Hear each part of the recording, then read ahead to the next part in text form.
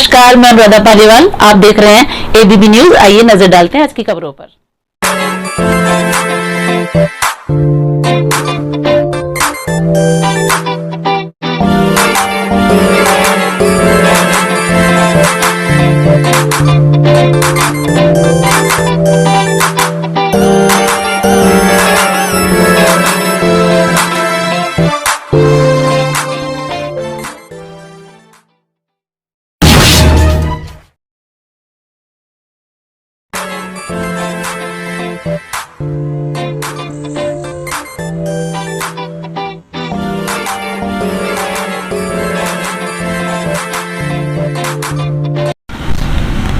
जिस पार्क के लिए जो सरकारी संपत्ति है, जिसके लिए दो नेता आपस में लड़ रहे हैं, सफाई कर्मचारी नेता जो कह रहे हैं कि अपना ये मुझे मिले, एक कह रहा मेरा कब्जा है।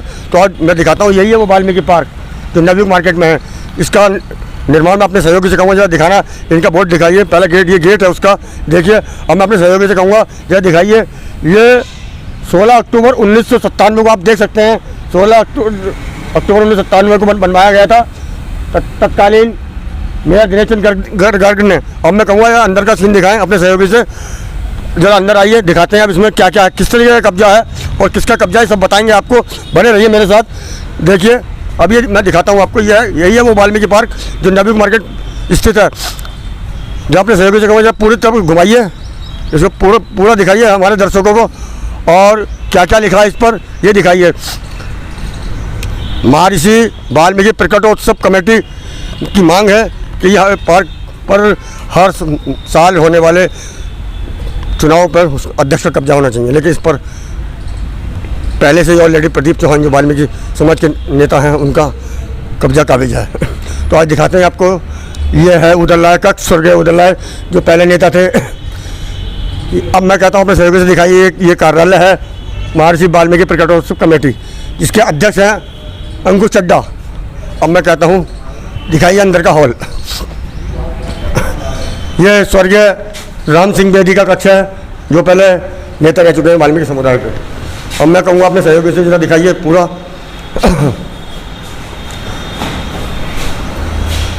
यहाँ पर सामाजिक कार्य भी होते हैं जो वाल्मीकि समाज के लिए किए जाते हैं।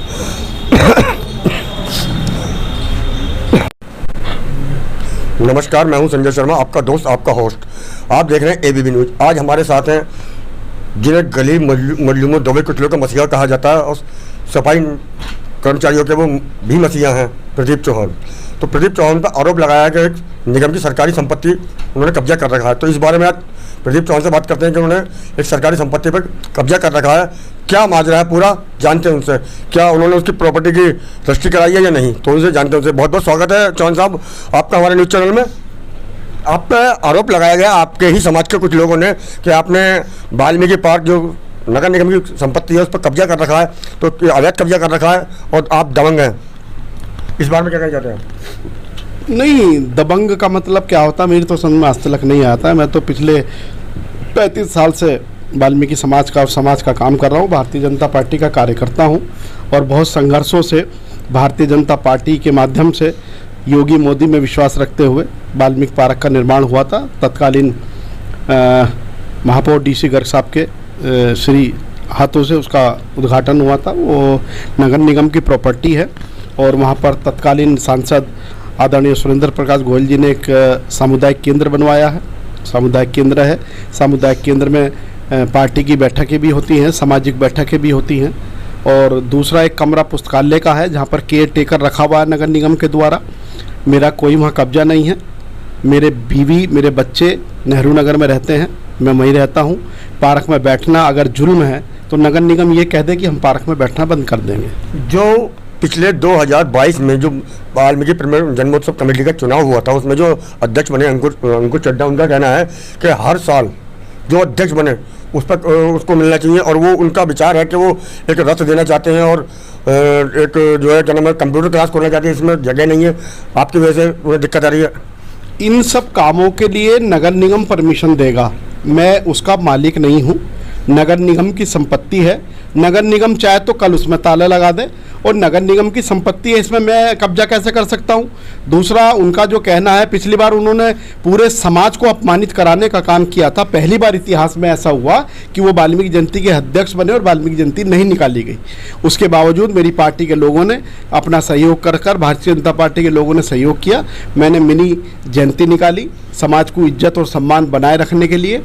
समाज उनसे पूछेगा कि आपने वाल्मीकि जयंती क्यों नहीं निकाली, वाल्मीकि जयंती के 3 लाख रुपए के चंदे का क्या हुआ, समाज उनसे पूछेगा। और दूसरा, वो मैं उनमें और मुझ में सिर्फ इतना ही फ़र्क है कि मैं उनके लिए लड़ रहा हूँ और वो मुझसे लड़ रहे हैं। तीसरी बात, वो समाजवादी पार्टी के कार्यकर्ता हैं सब। सतीश पारचा जी समाजवादी पार्टी में महामंत्री हैं, उनके साथ जगमोहन जी है समाजवादी पार्टी में महामंत्री हैं, वो भी काम करते हैं। अंकुश चड्डा नगर निगम का सफाई कर्मचारी है, उसके पिता सफाई कर्मचारी हैं। मेरी उनसे किस चीज़ की बराबरी? मैं तो व्यवस्था से लड़ता हूं अपने समाज के लिए। क्या आपने रजिस्ट्री करा रखी है पार्क की? क्या सरकारी उसकी रजिस्ट्री हो सकती है? सरकारी पार्क की रजिस्ट्री नगर निगम कैसे कर देगा? एक तो सब दिमाग में इस बात को रख लें कि वो नगर निगम की संपत्ति है, वाल्मीकि समाज की संपत्ति नहीं है।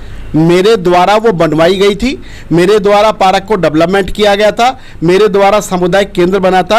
ये मेरी देन थी वाल्मीकि समाज के लिए, मेरी पार्टी के सम्मानित महापौर DC गर्ग साहब की देन थी, और हमारी महापौर दमयंती गोयल जी की वो मेहरबानी थी कि वो पार्क डेवलप हुआ और वाल्मीकि समाज को सम्मान देने का काम किया। उसका मालिक कोई नहीं है, उसका मालिक नगर निगम है।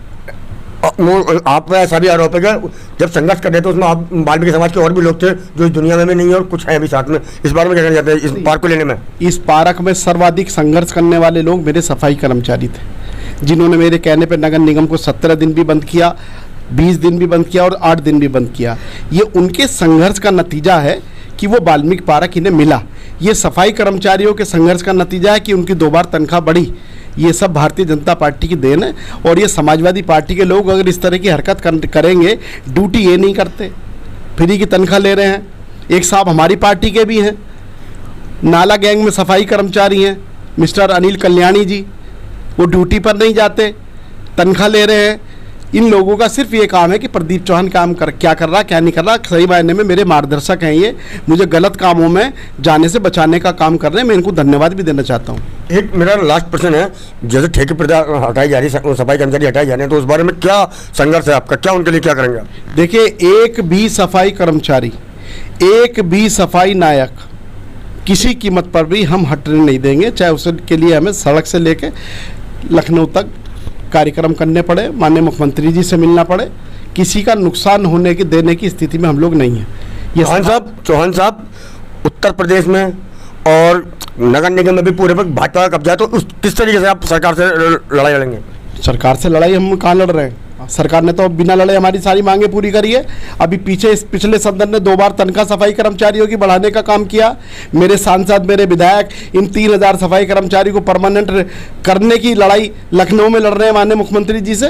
तो जैसे आप कह रहे हैं कि ठेके प्रथा को नहीं हटाया जाएगा? कोई नहीं हटा सकता ठेके प्रथा को। आप नियम के विरुद्ध कैसे हटा दोगे? आप 25-30 साल से काम करने कैसे हटा दोगे? आप कैसे हटा दोगे? आप तो जो नहीं हटाएगा, ये अफवाह है। ये मेरी पार्टी और मेरी सरकार के खिलाफ अफवाह है। और जो समाजवादी पार्टी के कार्यकर्ता हैं, जो नगर निगम में कर्मचारी हैं, वो इस तरह की अफवाह फैला रहे हैं अपने नेतृत्व के कहने पर। आपके खिलाफ जो ये षड्यंत्र रचा जा रहा है या पर आरोप लगाया जा रहा है, इस बारे में क्या कहना चाहते हैं? नेता आ रहे हैं, क्या है?